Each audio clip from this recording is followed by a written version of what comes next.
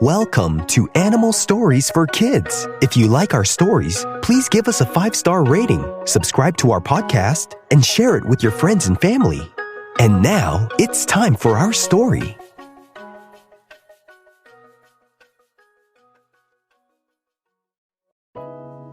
Once upon a time, there was an Arapaima named Gia. Gia the Arapaima lived in a river in a rainforest. Gia was a big fish. She was also a very fast swimmer, and she loved to swim in the river inside the rainforest. But what she enjoyed the most is chasing after fish to see how fast she could swim and also to try to eat some food. If Gia ever saw other fish, she would have so much fun trying to catch up to them all the time. One day, Gia the Arapaima was swimming in the river when she saw a school of fish swimming off at a distance, and that made her hungry. She knew that she could catch them if she swam fast enough, so she started to swim after them. The fish noticed Gia swimming behind them, and so they started swimming faster. Gia the Arapaima was fast and was getting closer and closer to the school of fish. She was having so much fun. The fish were still pretty far away from Gia, and so they kept swimming as fast as they could. And as Gia the Arapaima was chasing after the school of fish, the water started to get lower. She was swimming faster and faster, but the water seemed to be coming down fast too. The river tide was dropping. Gia said, "Uh-oh, the tide is dropping, and I'm still in the shallow parts of this river. I really need to get out of here." Gia the Arapaima had no choice. She could choose either to keep chasing the fish and possibly get some food to eat, or swim to a much deeper part of the river so she wouldn't get stuck in the mud. So Gia kept swimming as fast as she could, trying to get close to the school of fish. And just as she was getting right up to the school of fish, the tide dropped, and she was half on the mud and half in water, and she kept on swimming. And then the water completely dropped, and she slid on the mud and slowed down to a stop. Gia swam as fast as she could, but it wasn't enough. The tide dropped too quickly, and she was now stuck in the mud. She tried to swim backwards, but it was no use. She was stuck. The mud was thick, and she started to sink in the mud. She tried moving her fins to push herself, but the mud was too heavy, and it was slowing her down. Gia really didn't like getting stuck in thick mud. It was so sticky and heavy, and it made it impossible for her to move. Last time this happened, she got stuck in deep mud from the morning, and it wasn't until later that day that the tide rose and she was able to finally swim away. "This is not good," Gia the Arapaima said to herself. "I can't believe I wasn't fast enough to catch those fish." Her mind was still on the fact that she wasn't able to catch the fish. She didn't seem quite worried about being stuck in the mud, but she was worried about how much she was sinking into the mud. This time, the mud was thicker than last time, and it was pulling her in. She was okay with the mud, but this time it was about to block her gills and mouth. Gia the Arapaima began to panic. If she sinks any further into the mud, she won't be able to breathe. "Oh no," Gia said. "What should I do? I can't get stuck here in the mud. I can see the shallow waters right in front of me. If there was only a way to get out of here, that would be great. I wonder how to get out of this mud." But as Gia the Arapaima was stuck in the mud, she saw something moving in the bushes near her. It must be a harmless ocelot or sloth or something," said Gia. "I don't have anything to worry about."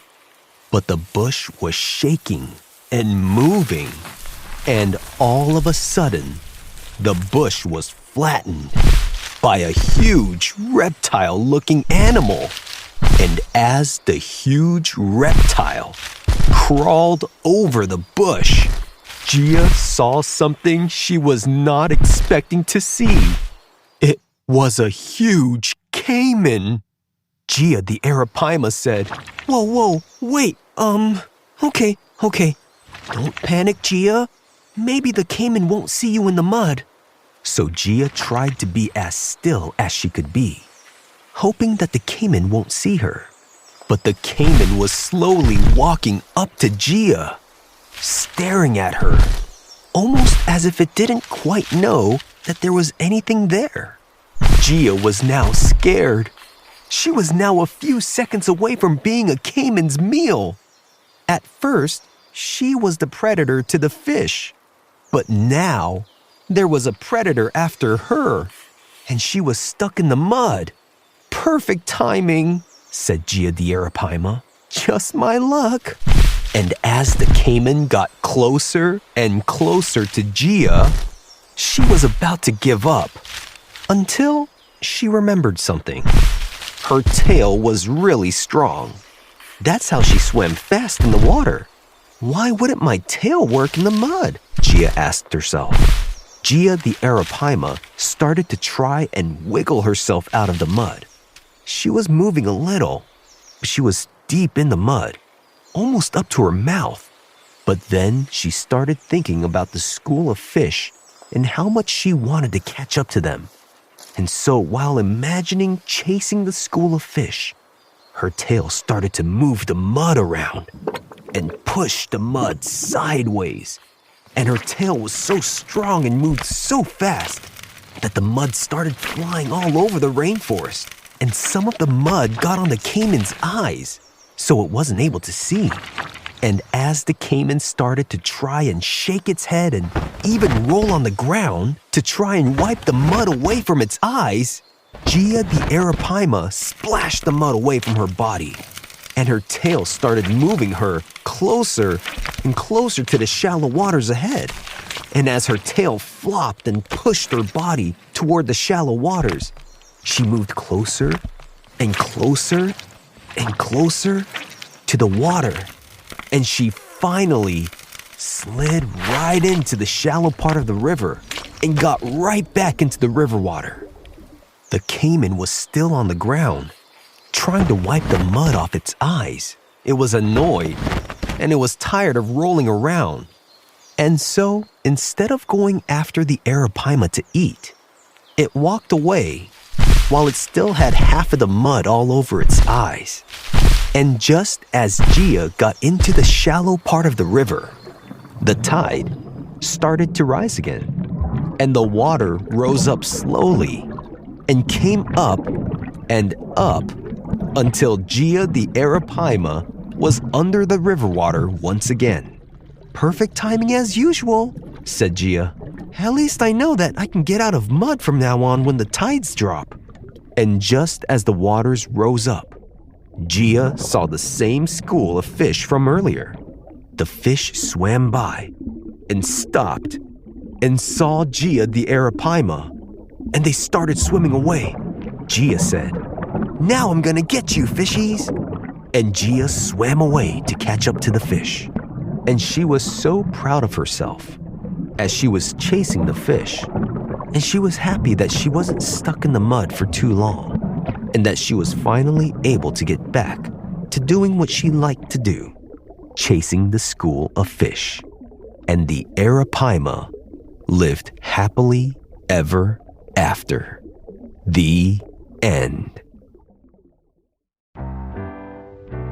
The Arapaima is one of the largest freshwater fish in the world and is native to the Amazon River Basin and can also go by the names of pirarucu or paiche or Arapaima gigas. They are solitary animals, which means they mostly live on their own, and they eat mainly fish. They are a large species of bony-tongued fishes and can be from 10 to 15 feet long. They can weigh from 440 to 485 pounds, and they can live for about 20 years. Arapaima live in the freshwater rivers, lakes, and the flooded forests in South America. They have a copper-green head with black bodies and lighter scales in the center. Their tails are covered in red scales, which is where the name pirarucu or redfish comes from.